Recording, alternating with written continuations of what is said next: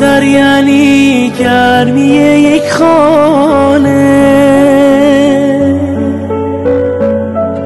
پدر یعنی شونه مردانه،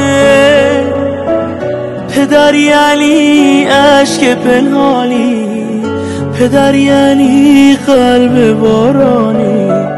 هزاران غم پشت لبخندت، چه کردی با قلب فرزندت؟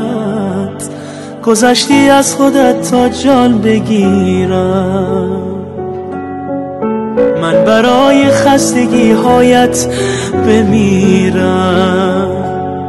دورت بگردم درمون دردم، آخه تو تکیگامی، انگار هزار تا آدم با من وقتی با همی. درمون دردم دورت بگردم، آخه تو تکیگامی،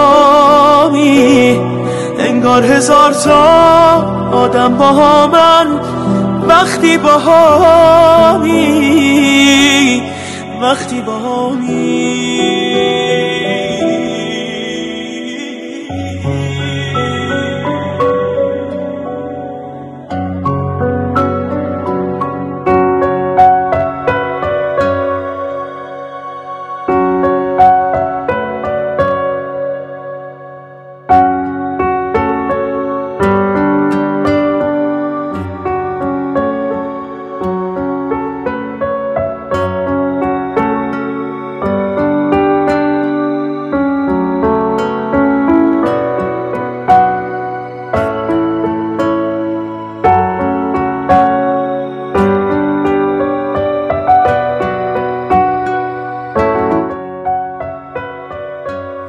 بابا جونم، دلم خیلی برات تنگ شده.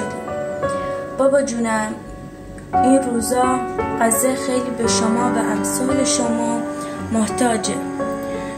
میدونم که اگر الان زنده بودی اولین نفر بودی که به بچه‌های غزه کمک میکردی.